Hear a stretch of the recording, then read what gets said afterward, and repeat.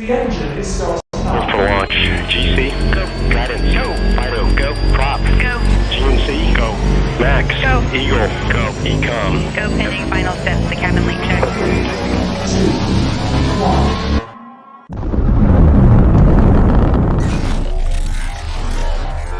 Is there anyone here that would like to communicate with us? Can you give us a sign?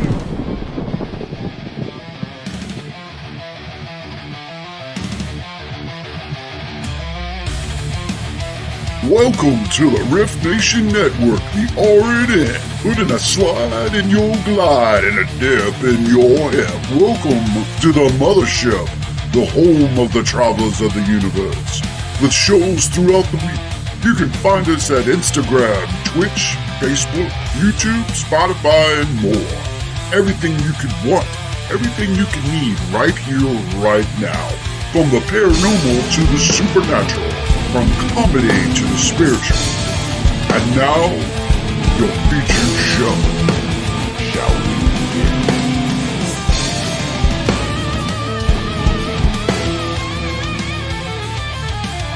It's showtime, folks! Podcast may contain material that some listeners may find sensitive, offensive, or disturbing. We strive to create respectful and informative content, but topics discussed may include mature themes such as violence, explicit language, or controversial subjects, triggering content including discussions related to mental health, trauma, or other sensitive issues, explicit language. Occasionally, our guests or hosts may use strong language.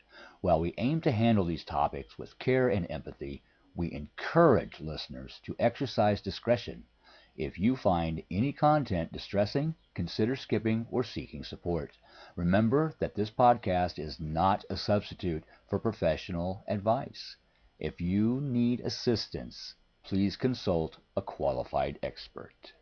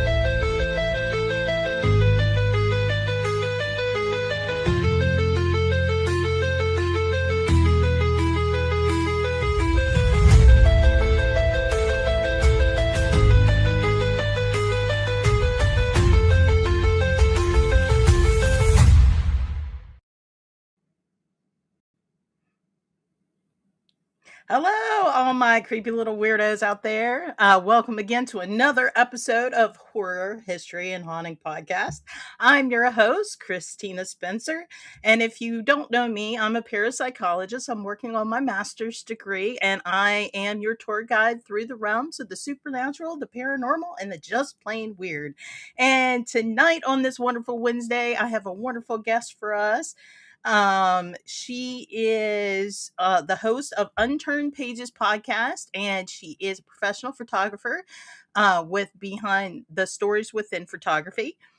She's drawn to the paranormal, haunted locations, and the spiritual side of life since an early age. She turned her lifelong fascination into storytelling that explores the unexplained on her podcast. And let's welcome Jenny Davis. Hey, Jenny, how you doing? How you Hi, how are you? doing? Good. How about you? Good. Like I said, dealing with the winter blues. I think everybody is kind of suffering through. This year's been like huge when it comes to mental illness. I think a lot going Oh on in the yeah. world, dealing with that. Yep. How are you?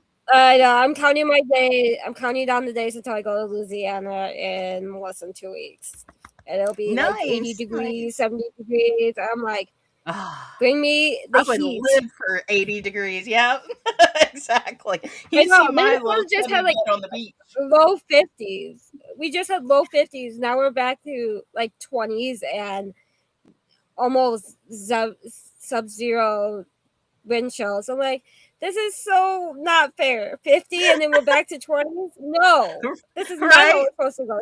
So 50, 60, 70s, not 50, 20s. Yeah, Mother Nature has a hell of a mood swing. That's all I can say Yeah. this winter. Yeah. If people don't know like who you are, can you give them like a rundown of what you're known for? I am known for Unturned Pages. That is my baby of the last 4 years. But I had other previous podcasts before that. I'm known for my photography, and I have a nickname in the paranormal field from when I was just getting into it. Is Parastalker. I don't like it. It was one of those nicknames people called me when I first got into the field in 2010, and there's only a couple people still out there that call me that. And I'm like, okay, I've known you since 2010, a little before You're that. good. You're good. You're good. You're on the good list. So, because I'm friends with almost a lot of like the para celebrities and a lot of people in the field. So people are like, you're the Parastalker. I'm like, no, I'm not. I'm just friends with a lot of people. Right. So I go all over the country investigating. I do events. I host my podcast, and now I sell my photography. So Yeah, that's awesome. I actually have some of your photography pulled up. If you don't mind us sharing a little Yeah. bit. Okay. Let me share my screen. And here's some of her beautiful pictures. I'm trying to that one's like done in Savannah, beautiful photography. St. Augustine Lighthouse. Look at That that one. is That's beautiful. Randall County Asylum, I believe. Oh no, that's Eloise. That's Eloise too. Yeah, and her pictures are a lot better quality.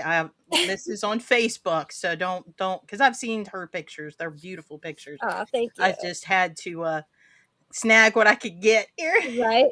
I love this one with the color Ashford scheme. Estates. Yeah, I love the red, like the rust colored, and then the background black and white. I think it's beautiful. That is Billy Creek Village out in Indiana. But she takes these amazing pictures, and they're almost like they're not the stereotypical photography pictures of haunted locations. Mm-hmm. It's kind of a more human, or like if somebody was living there, like an angle that they would experience, which I really love. Indiana State Sanitarium. She's just nailing them. Sedona. Oh, this is Sedona. Yeah. Which I wish I was there now because I'm like, I want the heat. Sedona again. I like this one too. That one is Wyvern Sanitarium up in Salmonac, New York. Nice. That one's Ashmore Estates. How I can tell which location? That's USS North Carolina. Nice. That one. This one's a little blown up, I think. Wright Hill Mansion out in New Jersey. Eastern State Penitentiary. That's Penhurst. I love Penhurst. That is Penhurst in Candyland. I love this photo because it shows the darkness of Penhurst, but also the light side of Penhurst. Right. So it's very metaphorically photography. I love that one. Is my favorite one of all of Penhurst. I just love it because it shows the darkness, but also the light. That one Right. is Penhurst as well, down in Candyland. Eastern State.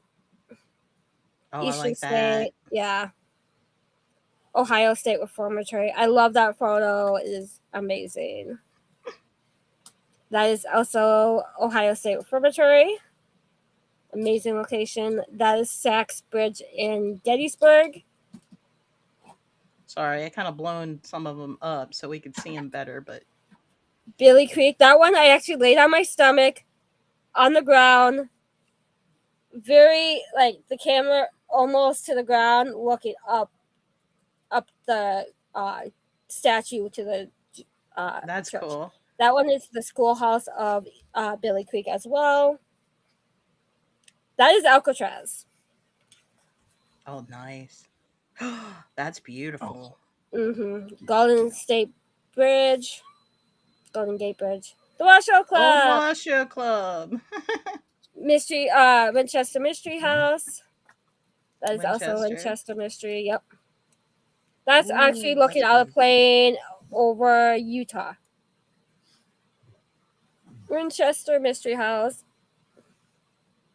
Annabelle, the real Annabelle. That is Virginia City. Just like I just happened to walk past a little like deck and saw that. I'm like, I need to make that a photo.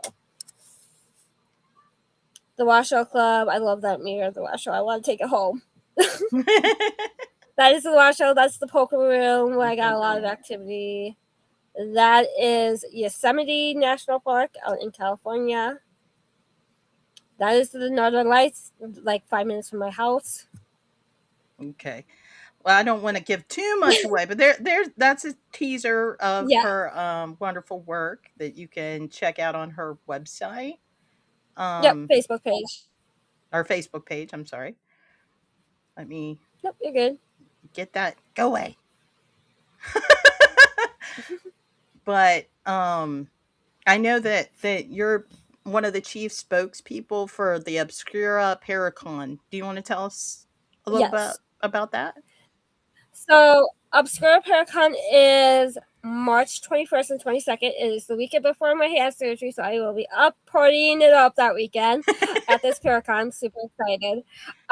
It's my last free weekend before I'm in a brace and being told I can't do anything. Right. But this Paracon is held in DeKalb, Illinois, which is about an hour from Chicago O'Hare Airport.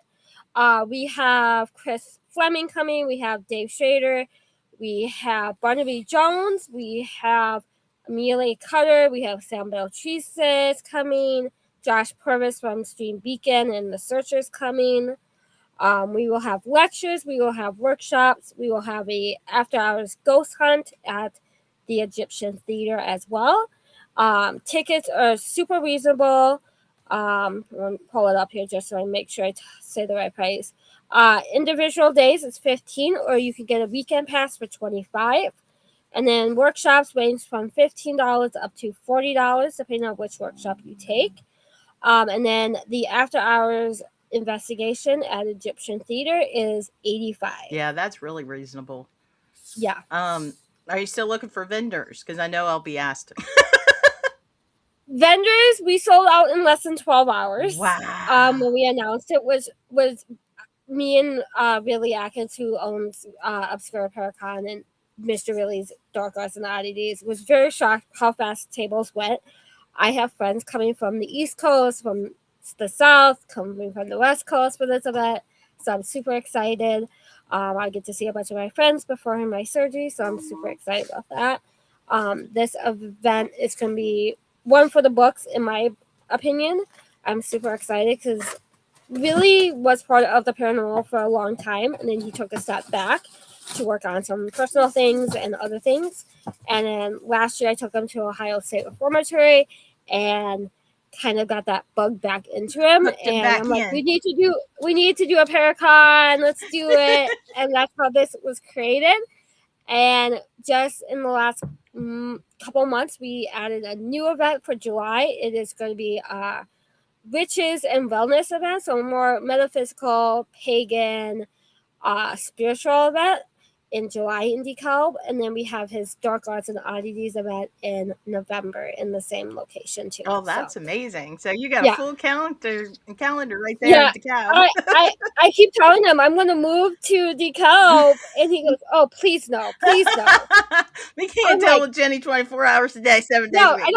I don't think he can. So I just tell him, I'm like, okay, I'll make a monthly trip down. It's cost me like $125 to do a round trip plane ticket or a 5.5 hour drive down and back. Mm-hmm. I'm like, but if I lived in DeKalb, I could help you more hands on than being remote.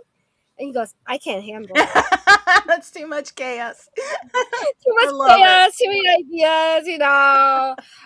But like the Riches and Wellness event, it is me and his business partner Shuby's baby. Because really, it's like I don't have really any like knowledge in that aspect of things. I'm like, Shuby does Reiki, Shuby does healing. I do oral photography. I've hosted metaphysical events before. So I'm like, me and her could totally make this work. And yeah, he goes, okay, I'll let you two do it. I was like, because I've seen you might regret this in the past, well, I but you will. like your advertisements for aura photography. Can you explain like what that is or how that works? So aura photography is the energy around you, and the machine I have, you put your hand on the plate and it'll show you colors around you, so it's the energy around you. This machine will also give you your personality color, your chakra levels, your energy levels, and personality information. So it gives you a 15-page. Uh-oh, we lost Jenny. Let me get her back. Hold on. You blipped off on me. I blipped off. My internet's like, you cannot talk tonight. You're selling too much classified information. We Right, I guess so. You. We got When you did I blip off? So with the or photography, is it's just your hand, right? Yeah. So it's a biofeedback system. So every time you breathe, every time your heart beats, it'll get a new reading into the machine, and it takes an average at the end of the session and gives you your aura colors, your chakra levels, your personality color, your personality information, your energy levels, and so much more information.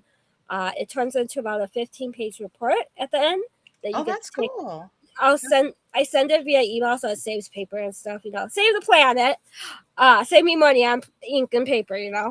And shipping. And shipping and everything. So you sit down with me, it only takes about 15 minutes on the plate, and then we go through your whole report, and you go home with an email with all of that information. I like telling people you could do it within every 4 months or so quarterly of the year, and you can see the change, you can see the growth. That's really cool. Yeah, because people don't realize a quarter of the year, that's roughly like 13 weeks, and a lot can happen to you in 13 weeks. You can grow as a human being in leaps and strides if you try. That's why I love the productivity book, the 12-week year. Although it's a little rushed, I kind of like Atomic Habits and 12-week year, kind of combine those. Go at your own pace, but make sure you're still moving that ball forward. That's kind of my philosophy. Right. But as long as it's a baby step, it's a forward momentum step. Right. And I see in the chat somebody asked about Myrtle's Plantation. Yes, I am going when I go down to Louisiana. I have a long list of places I'm going to go check out. I have Myrtle's, I have Oak Grove's Plantation. I'm checking out all the crypts, all the cemeteries. Nice. My husband's making me go do a swamp tour. Don't get eaten by the gators. I'm spending the night. Yeah, I know. I said if I see a gator, I am going the opposite way. And I'm super excited because on the way home, we get to spend the night at the Haunted Crescent Hotel. Oh, nice. I'm super excited about that because it's been on my bucket list. I'm like, we literally drive through that town. I'm like, if I drive through that town, I am staying the night. And it's cheaper than the Stanley Hotel by a few bucks. Yeah. Cool. Yeah. Very cool. Speaking, Adam's here. Hi, Adam. Hi. Michelle. How are you? Hello. Oh, this is specific for you. Adam says, "Hey, Jenny." And of course, you addressed the Myrtle's Plantation question. He said, "Great photos," Thank and you. Eloise Asylum. Oh yeah, that place is crazy. I wish it. I just saw that they closed the building, Aw. so I'm hoping somebody fixes it up or something, or takes it over, and reopens it, because that place was one of the most haunted places I've ever been. Oh, really? All the Hmm. places you've been, that one's been more haunted than It's one of the top ones, that's for sure. Eloise, I was on the top floor, so it's, I think, floor 4 or 5. I can't remember exactly how many floors that building has. And we were outside of the tub room. My friends were in the tub room where the little girl died in. And I was pulled out of the room because I kept hearing footsteps in high heels, which back in the day, the nurses wore high heels, Mm-hmm. not like sneakers or anything. And I kept hearing high heel, like the Click, click, heels click. of the, yeah. And I'm like, okay, I know no one on this investigation is wearing heels. Like, what am I hearing? And so I went out and I sat in the middle of the hallway, and all of a sudden I felt like I was being surrounded from both ends, like in front of me and behind me. And all of a sudden my hood of my hoodie got pulled. I almost fell backwards hard Oh, enough to hit wow. my head on the cement floor. Luckily I caught myself. I was like, okay, yo, Welcome. welcome, hi, I'm here.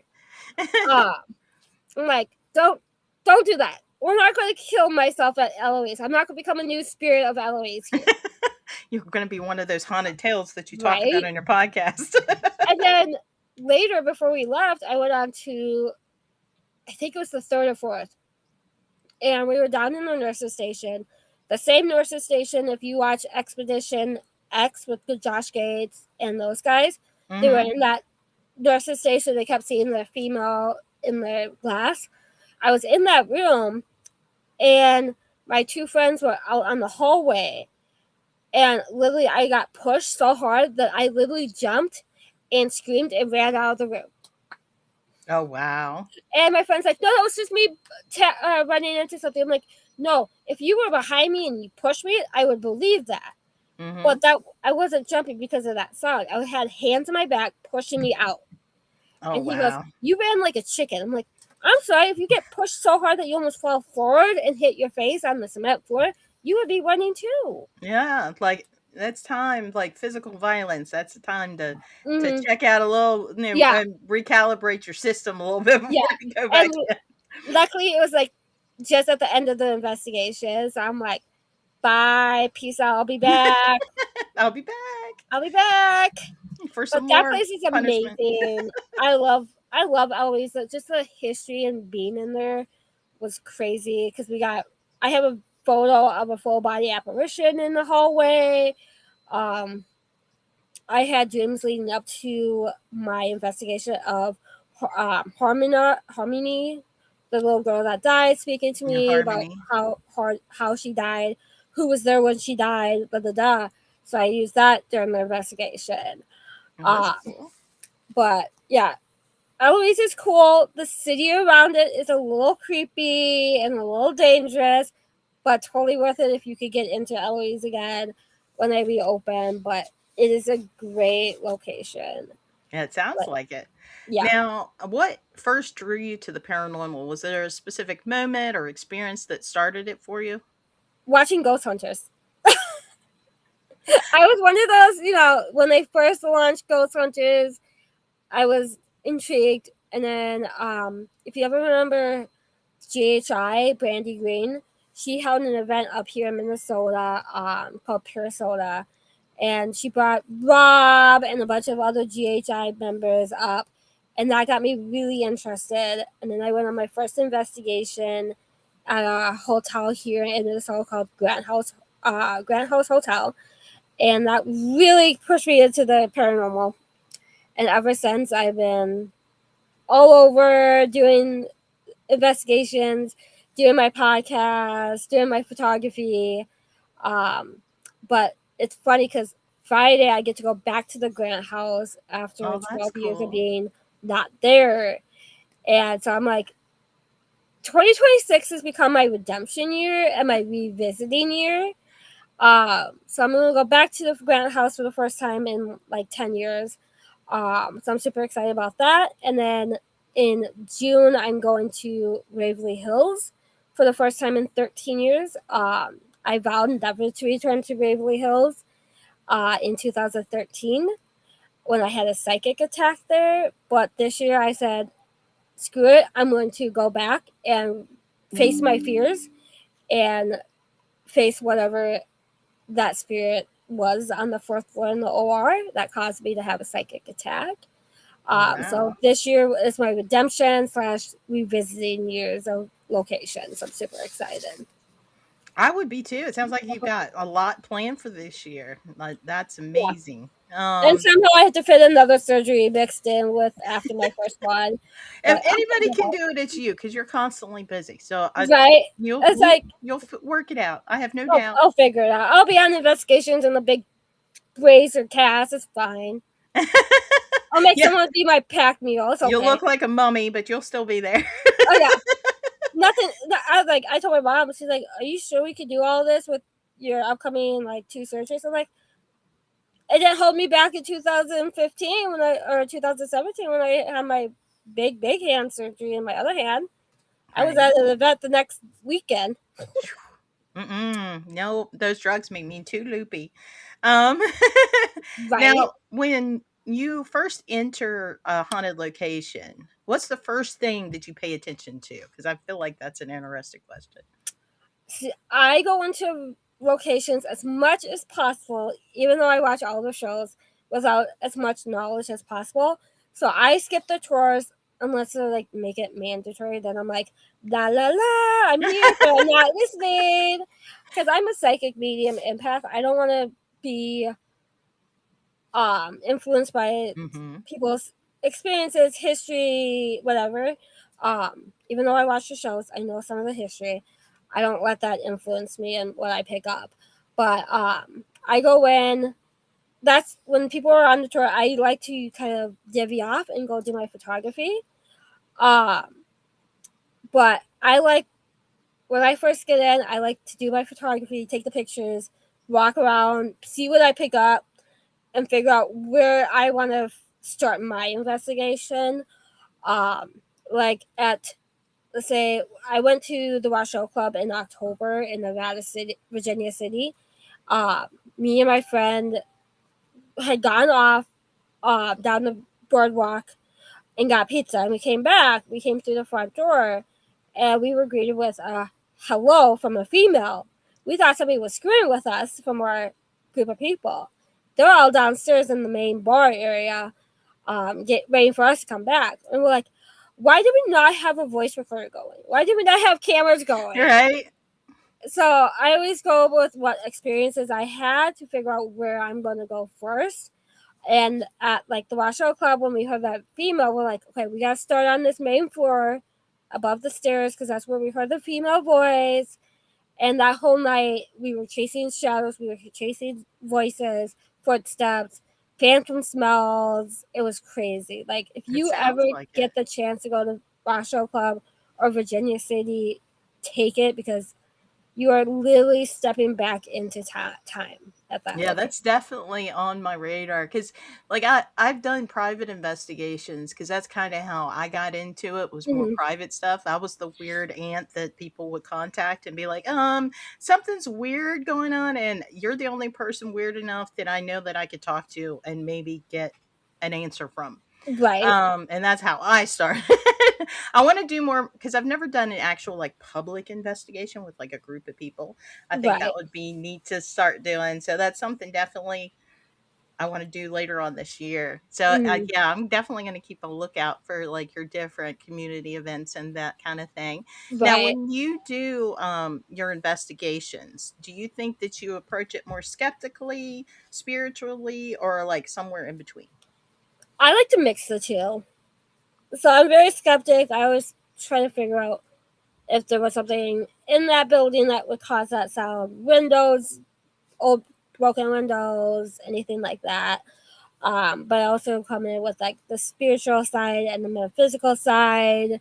I kind of feel like I'm like a mini Adam Kimmel. Like he could go down many rabbit holes and try to like debunk things. So I try to debunk as much as I can, but a lot of the time when I experience things, you can't debunk it. So I always try to come in with like that skeptical side, but also like with that metaphysical and spiritual side. Awesome. Now, what is one misconception that you think that people have about paranormal investigators in general? That paranormal activity happens all the time. Like if you watch a TV show, you see them get activity. Yep. That's not how real life investigation goes, because TV shows they film between 1 to 7 days, if not longer, and they have to cut that all down to, let's say, 45-minute show. They ain't going to show you them Well, sitting they're in the just room sitting twiddling around in their the dark. thumbs and stuff. Yeah. They're going to show you activity. So when I tell people, like, well, I will probably tell people at the Egyptian thing, I'm like, they're not dolls. You can't make them perform on Right. call. They do what they want to do, just like we do what we want to do on our own time. You can't make them perform. You can't make them come out and play. It's not like TV. It's not entertainment. So Most definitely, I agree with that. and Now, they're humans. They're people just like we are, but just we can't see them. right? Like, And people don't realize, like, especially in public investigations, they are asked the same question over and over and over. mm-hmm. Like, what would you do if somebody asked you 100 million times, do you know that you're dead? Right. Like, I think I would stop answering after a while. I would start smacking people. Right? It's like, I was really? just gonna go to go boom, boom, stupid people, stupid. Knock it off. Knock it off.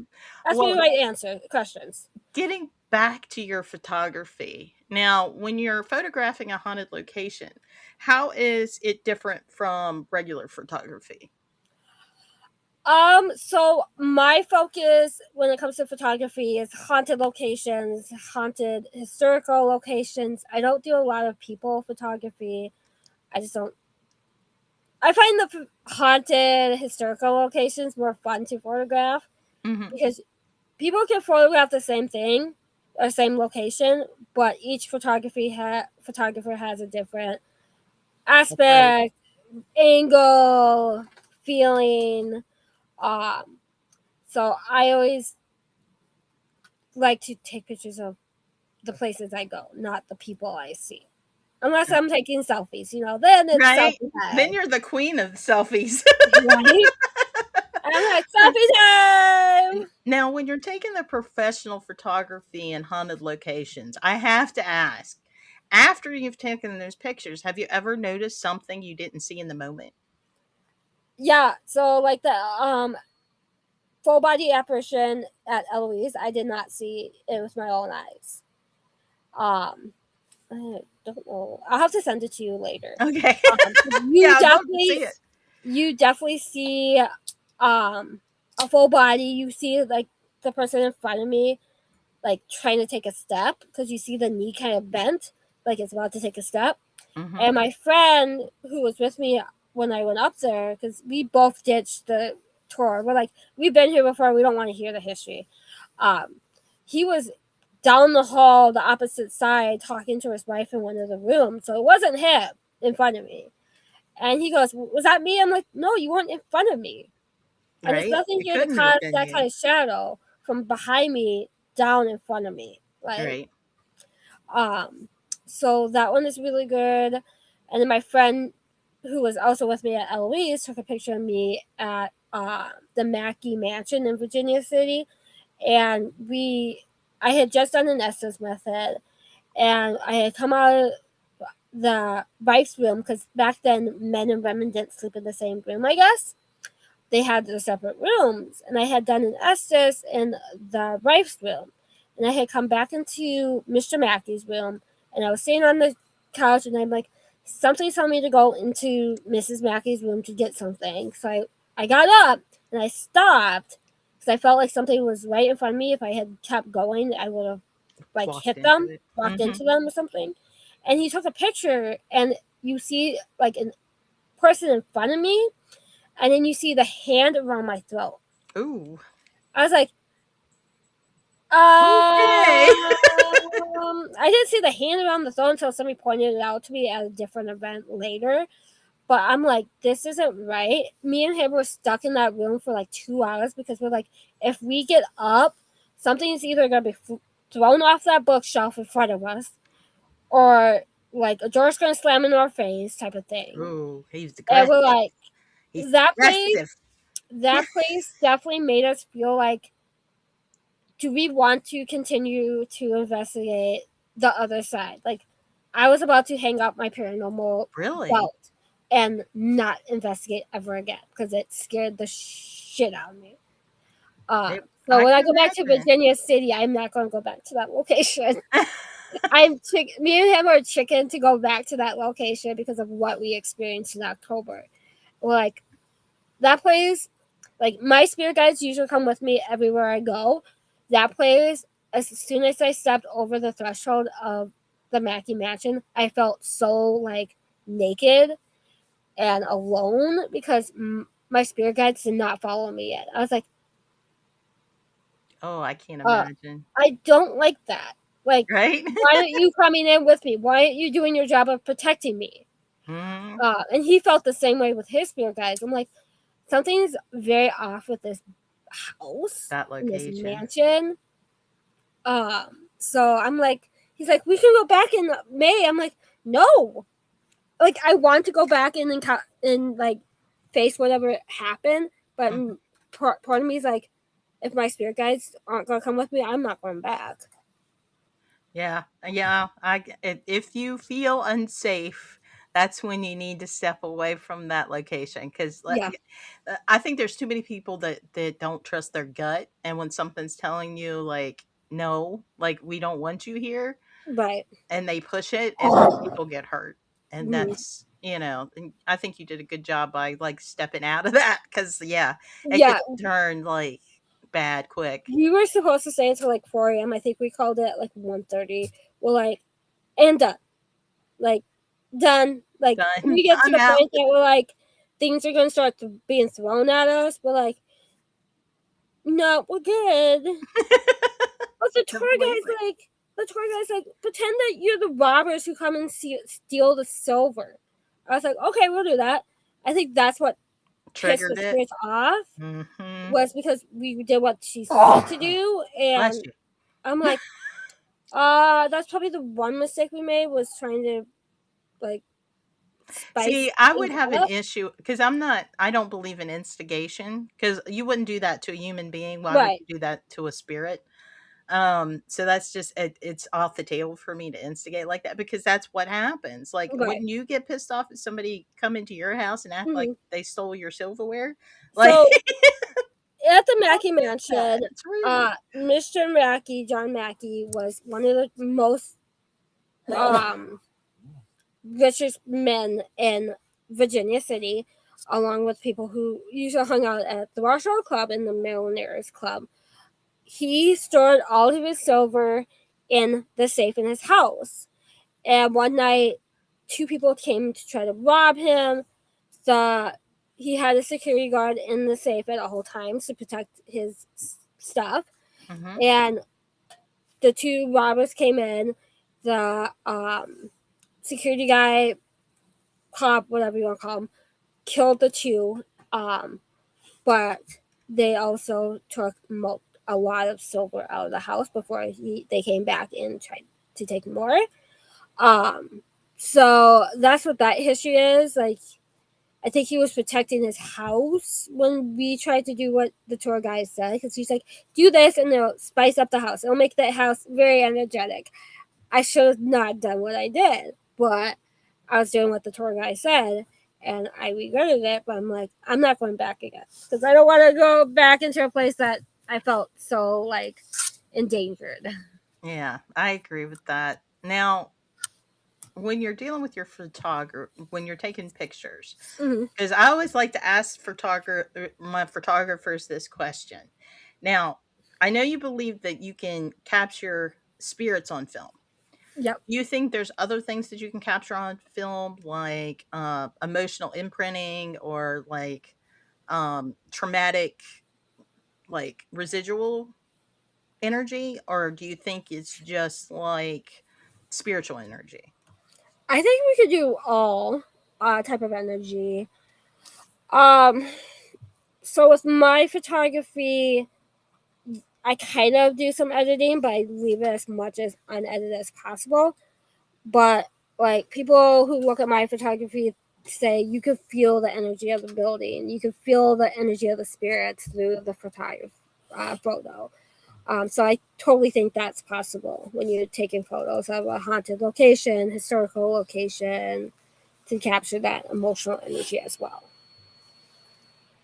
And like, I know you've been to a bunch of different places. Now, what kind of location tends to have the strongest energy, do you believe? Like prisons, hospitals, private homes, historic mansions? Like, is there a specific grouping that has more energy than others?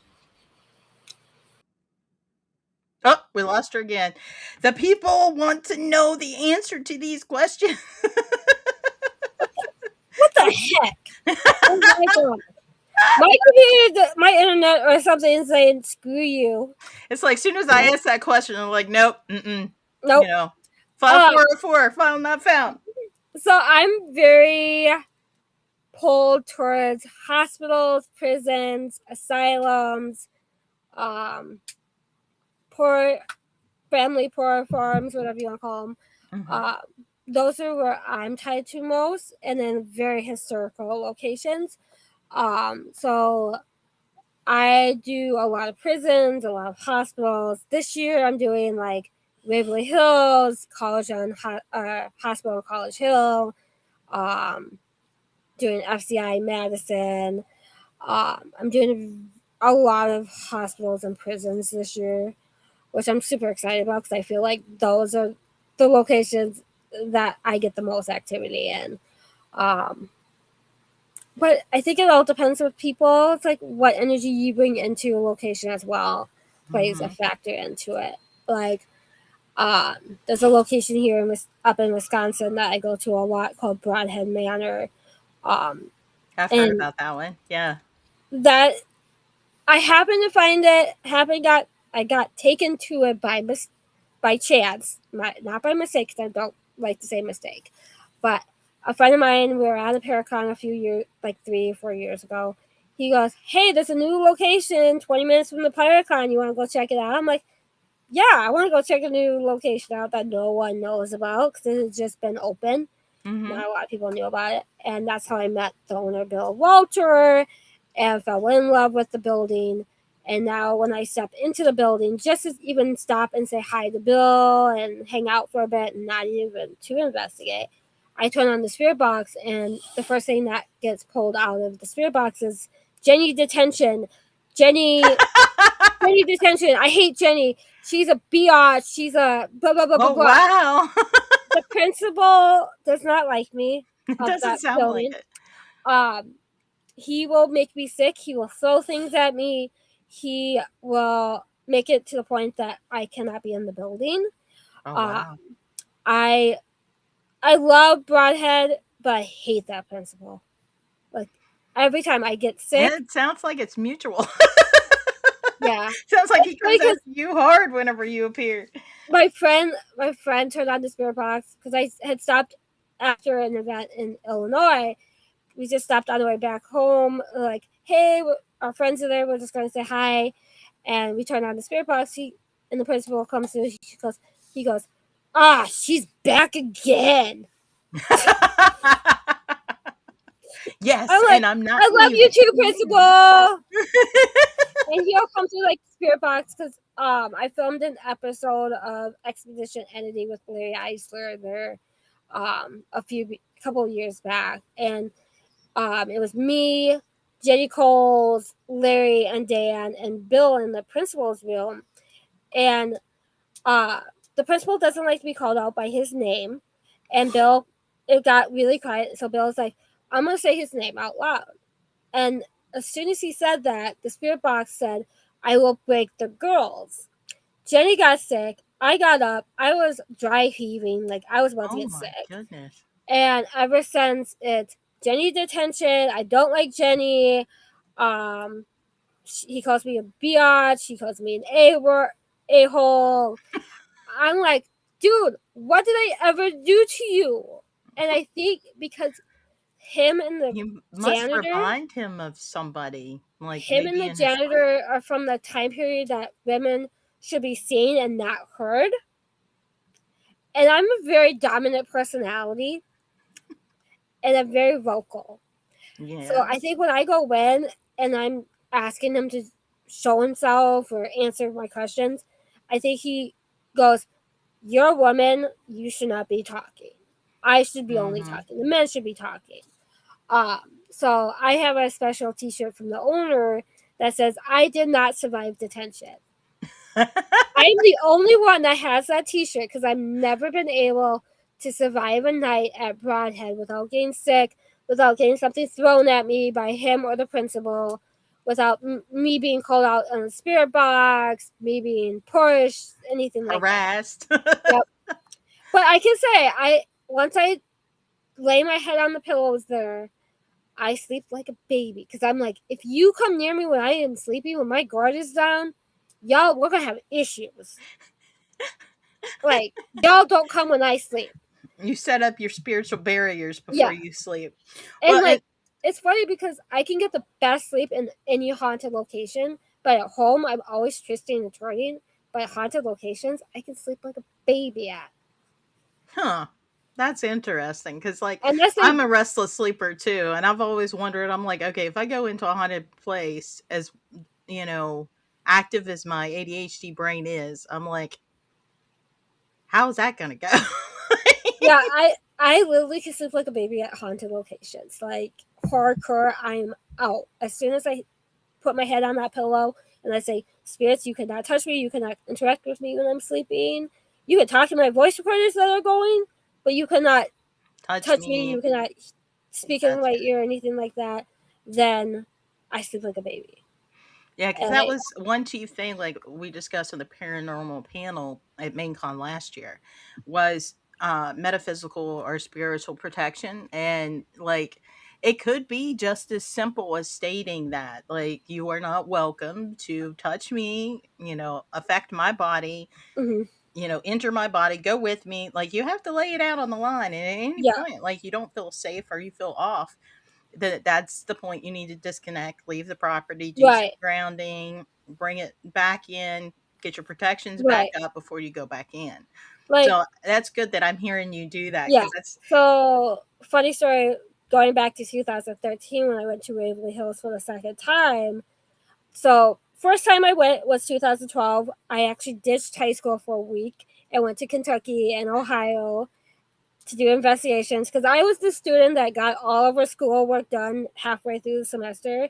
And it was my senior year, last couple of weeks of school. I said, "Peace out. I've completed all my crap. I'm done. I'm not going to sit in my classroom and not do anything." So I left with friends, went down to Kentucky, Ohio, did Bobby Mackey's in Waverly Hills. Back then, I wasn't open as a psychic medium. I knew I had some type of gift, but I wasn't open to figuring out what they were. And then I went back in 2013 during Paracon for just a night tour because my mom didn't come with me in 2012 and my husband had never been. So I'm like, let's go do a night tour. 2 hour tour, right? No big deal. But I was open as a psychic medium, more open as an empath. And I was fine on the first floor, fine on the second, fine on the third, fine on the fifth. And we were coming down to the fourth floor, and I'm like, something's telling me not to go on the fourth floor. Don't go on it. Something's going to happen. But you're on tour. You have to go where the tour guide goes, right? right. So I'm like really hesitant to go on that fourth floor where the old war is. But I'm like, you have to go where the tour guide goes. So I went on. I saw the nurse and right crossing the hallway. I saw the doctor. And he goes, let's go down to the OR now. This is where they did the surgical testing and surgical things. And Experimentations. as soon as I stepped over the threshold, it literally felt like my chest was being opened up and tubes getting placed in my lungs, which I found out way after the fact. That was actually a treatment for TB in the time, Mm-hmm. was putting Inflating the tubing, lungs. yep, deflate the lungs, open it up to fresh air. And I literally stepped over the threshold. I bent over screaming, crying, because it literally felt like my chest was being ripped open and things getting placed in my lungs. I couldn't move, I couldn't talk, I couldn't do anything besides scream and cry. And my friend's like, Did you shut yourself down? I'm like, no, I didn't know how back then. And I'm like, I'm never returning to Waverly Hills. I'm never going back close to that building. You'll never see me back. And then now I'm like, 13 years later, I've grown, I've matured, I've learned a lot. So I'm going to go back this June and see if it happens again. So we'll see. Right. We were having such good conversation. I forgot about the chat. So I want to catch up a little bit. And Adam's like, ain't nothing stopping you. Right. Yep. Jenny's got it. And he said, good question about paranormal investigators. Great reply, Jenny. Mhm. Oh, I always do that. I always click the dots. Okay. I was told there was something dark there at Eloise. Yeah. Yeah, a little bit. I agree. If you're feeling the energy and it's not good, I would not go back. Hey there, good evening. Tune in from Oklahoma City, Oklahoma. Hey, Steve. Steve is a longtime watcher. He remembers back in the haunted rocking chair days. Tom, I joined one of your streams months ago. Well, welcome back. I described our ghostly encounter in France. Oh, okay. That's cool. Very cool. I don't mind sleeping in haunted locations. I don't ever want to see something standing over me. That's terrifying. I've had that happen in my real life. Like, that is not fun. And that's part of what, getting back on what you were talking about, haunted location. That's part of the reason, like, I've stayed clear, because I have this, and I know some people don't get it, but I have this theory that we bring energy into those locations and we charge them up, because it's like it's the same thing that happens with like certain phenomena, like Slender Man. I think if enough people, even though it was a make-believe story, if enough people believe in that, it can create it. So it's like there's haunted location, because I believe I'm a little bit sensitive. I wouldn't call myself like a full-blown psychic. I had stuff happen when I was younger and I shut it all down, and now I'm terrified. And that's part of the reason the haunted locations, the public kind of scares me, the public locations, because it's so much energy all at once. So if somebody's untrained, I like to ask this question too, and they are psychic, what advice can you give them when they do their first public investigation like that? So from my experience as going into it, like my first investigation all the way back in 2010. Wow, that seems like a long time away. A long time ago. I bought crystals for protection. You can literally think in your head like there's a bright light coming down over you, protecting you, or you could just basically say out loud, I'm here to experience you. You cannot touch me. You cannot follow me home. You cannot hurt me, anything like that. And most of the time, spirits should listen to you when you say that. Always have your guard up is what I say. I always have my guard up most of the time. Sometimes I forget to put my guard up, and that's when things get really dicey, but a lot of it just having that mental thinking of I'm protected by white light. If you use angels, if you use spirit guides, if you're spiritual, you can definitely do that as well. Just have some type of protection on you. That's my opinion. Yeah, because that's what because you basically hit on all the points. Like I tell people when they do private investigations, I always say do a mental check before you do any investigation. Make sure you're not suffering from any depression or mental illness, because any type of weakness like that can cause like kinks in your armor, and you don't want that when you go into an investigation. Ground yourself before you go into the building. Have a discussion with your people. Make sure that they're good to go. And if they're, and be honest, like if you're not feeling up to par, let somebody know. If you decide to move on with the investigation, at least they know to keep an eye on you for any Right. unusual behavior or anything like that. And at Yeah. any point, step outside, take your shoes off, ground yourself again, you know, put up your protective Yep. barriers, whatever vision that helps you. I always do, like you said, a golden light, or like force field is how I Yep. imagine it, like a gold force field that, and you state those intentions. And Right. at any time, like those intentions are broken, that's when you need to step back and like, I want to communicate with you, but I'm not going to do it if you're going to harm me. So Right. if you can't So follow the rules, we're going to disengage definitely. communication. So like I investigate with a lot of the same people all the time because over like the at first I always have to tell them like when I do Estes, if I'm doing Estes, I only can do it 10 to 15 minutes, maybe 20 max. Otherwise, I can get kind of like stuck in that trance slash, not trance, but I can't think of the word all of a sudden, but like get stuck when I'm communicating with spirit. And there's ways that I have to get pulled out of Estes nicely and easily instead of being like my headphones getting ripped off my head or something like that. I gently have to be pulled out, otherwise I can spiritually get stuck doing Estes and my spirit guides don't come back with me. Because when I do Estes, I channel. I don't really listen to the spirit box. I use that to kind of like zone out and like get to my meditative state, and then I let my spirit step aside and let the spirit of the location or whatever come through and talk. I've had multiple times when people are not so nice when they try to pull me out. Like I was at Eloise with Michael Gagliano from Paranormal on Stream Beacon, and he didn't know at the time how to take me out of Estes nicely. He pulled Larry Eisler told him, go take your headphones off. And what does he do? He comes up and And just rips them off. snatches the headphones off See, my that ear. wouldn't end good for me because I have PTSD like a mug, and He pulled the headphones out, and I'm like, I almost slapped him. yeah. Dude. And Larry goes, dude, you're not supposed to just pull her headphones off her ears like that. Because when I channel, I go super deep. Like, I just let spirit come through and talk.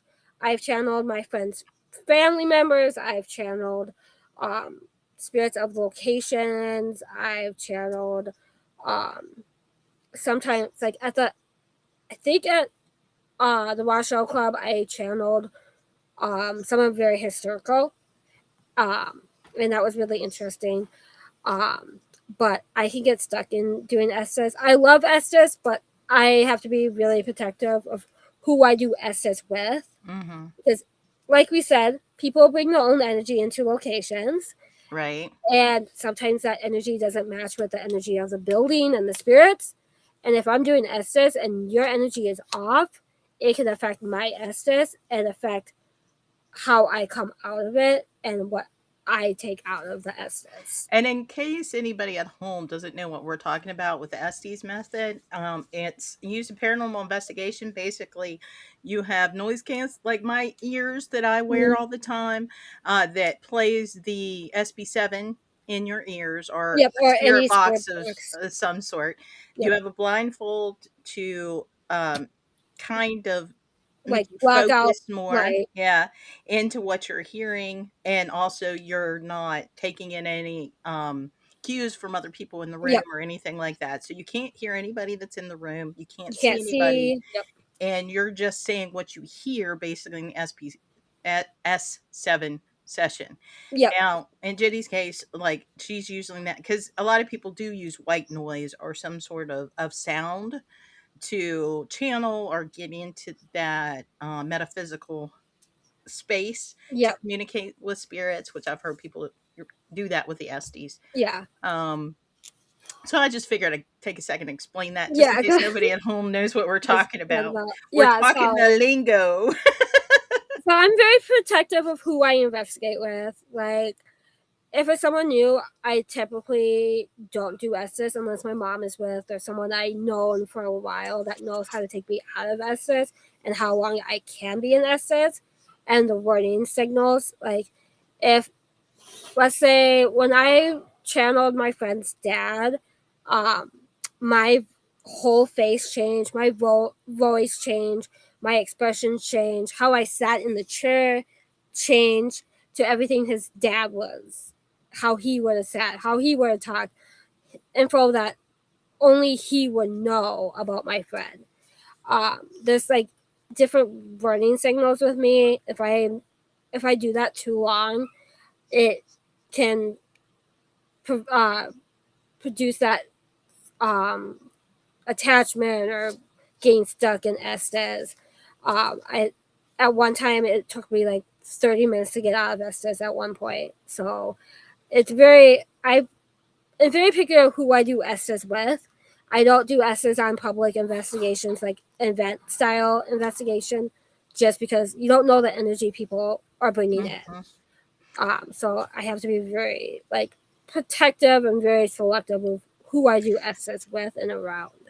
Yeah, well, I can see that because you have to kind of break down your barriers to a certain degree to let those communications in. Mm-hmm. And by doing that, you don't know what energy you're letting in. So if there's a negative Yeah, person in the room, you're letting their energy in, which can affect your read on the space during that Estes right. message. So yeah, I would agree. You have to be like a lot of people when they do these type of things, they don't understand the metaphysics Yep. and they're tinkered, and that's how people end up with oppressions and Right. attachments I've had and attachments and it sucks. illnesses. So yeah, I completely described. Yeah. Like Tom said here, he says he's talking about he was on maybe your streams like a month ago, that he was talking about many voices in the kitchen, a rural holiday house in France, that he's Belgian, like a room full of people, very slight voices. I think that's continuing the explanation Maybe. on when he was on one of your lives. But yeah, wow, that hour went by so fast. Right. But we have this problem all the time when Jenny and I, because we can talk for like hours. I suspect seances were held there. It was renovated farm turned into a holiday rental house. Yeah, a lot of that happens, and then then you have other things and open and not closed, and that's a Right. whole different podcast episode in itself. I know we asked who's one celebrity I would love to take on an investigation. Gordon Ramsay. Oh yeah, because That would be hilarious. that would be because like he puts on a tough guy persona, but in my Right? understanding, he's very spiritual. So Mhm. that would be Like, interesting to see if he experienced something, his reaction. it's great because I'm like, I've been to Las Vegas several times, and I always miss him by either hours, days, or like minutes. Yeah, I'm I like, had the dude, one of honor these of times I'm gonna run into Gordon Ramsay in Las Vegas. because I tried his restaurant in Baltimore, and it was really good. If you ever get Which the chance one? to go, the one at the casino, Oh, okay. Bolton Horseshoe or whatever casino. Okay. It Yeah, was really I've done his fish and chips place in Las Vegas several times. I've done his hamburger place. And another one in Las Vegas. And they're all Nice really pick. good. I love the fish and chips one. The fish and chips one is really good. I have never been to I've been inside Hell's Kitchen, but I've never eaten there in Las Vegas because they always have a Oh, wait that's list so long. Oh yeah, like your reservations. But I Yeah, saw yesterday Kalani, the ghost hunter, met with him and did a whole video with him. I'm like, that's awesome. I'm I love jealous. Kalani. I'm jealous of you, Kalani. Like, you got to like talk and hang out with Gordon Ramsay, and I'm like, I would have probably been on a puddle on the floor by then. But I would probably be like, let's take a selfie. Yeah, that's the thing that sucks is like I get so wrapped up in what I'm experiencing and like what's going on around me. I think it's my ADHD, and I forget about a camera. Plus, I avoid I was one of those kids. Like I was in a bunch of functions in school, but there's no evidence in my yearbook because I Right. ditched those pictures. There was one time we were taking a picture for, I think it was the Honor Society for Votech when I was getting my electronics diploma. And we took the pictures. And as we were getting ready, I went to the bathroom and I hid in the bathroom the entire time and then came back out at the end. I was notorious for it. And I just don't, I guess it's a generation thing. I don't think about selfies. And I always think, I'm like, I don't know if I want to like be doing that. Kind of Right. And weird. here I always take selfies because I'm like, you I know, if wish you I take pictures, would. you don't have the proof of it later. Right, exactly. But I Like, get so in the moment. I'm like, oh my God, I get to have this conversation with right? it. You know, I Like, get wrapped up in it that I forget like cameras are a thing and maybe you should right? take video and photographs, but People are like, you should so many pictures. I'm like, because if you don't have pictures, you don't have you just have like the memories the in your head. memory, yeah. You want to be able to show and like experience it again and have memories of it later. Right, right. But I need to be like, better at it. I'm notorious. I forget that stuff. But when I go to stuff this year, hopefully I'll have people with me that'll remind me. right, and we gotta get I need a we gotta get wrangler. you to do an investigation with me. Oh yeah, most definitely. That would be We'll awesome. have to figure that out. But yeah, Just like me like, going on many investigation I've been on, I really don't go live. Yep. I'm see, notorious for stuff like when that I do too. investigations, I go live on TikTok because Facebook sucks. Yeah, there's a lot of rules you have to follow with Facebook. Yeah, so I They're go very live on picky. TikTok, which is Yeah. fun. Yeah. And it's fun because you get so many different people who don't know what the paranormal is, but then you get the hardcore paranormal investigators. And I was live at, I think it was Fairfield County Infirmary last June, and I was live, and I had my laser grid on the floor, and all of a sudden, I didn't even see it until somebody like pointed it out to me on TikTok. They're like, your laser grid spun 360, and then did the other 360. I was like, what are you talking about? I'm like, then I went back and looked. I'm like, Oh oh, wow. Okay. okay. Yeah, Like, so it's like having extra eyes when you yeah. investigate, which is cool. And a lot I of would people come love up to with get my questions goat like, in a paranormal investigation. One of the oh, goats that would here. be fun. Yeah. Because I mean, they're very smart. They also have like 360 almost degree vision. They've been used in sacrificial rituals for millennia. Like I would like to Right. see like if you brought in a trigger object like that, like to a farm even, what would happen. But Mhm. that's me. Like So, have you ever watched the show Restaurant Impossible with Robert Irvine? um don't believe I've watched a lot, but Let me see if I can find a better picture. So, he came to Minnesota several years ago, and I got to like actually hang out and talk with him. He's so that's sweet. cool. I I was still like, wonder what the voices were talking. Yeah. Unfortunately, like with me sometimes, because like I said, I'm a little sensitive, but I'm scared of that because I've seen some really bad things. right. For me, when you're talking about the voices, when sometimes I'll hear things, but it sounds almost like somebody turns the volume up on the radio, and then as soon as I hear the radio playing and try to hear it, it gets turned all the way back down and turned Yep. off. So I'll get like two words that make no sense. Like, Right. what was that? Like I was in my trailer one time and it was a woman's voice and she's like, boy, it's busy in here. And it was just me and my boyfriend. I'm like, what was that about? Like, what do you mean? Like, do I have Grand Central Station going on? What do you mean it's busy in here?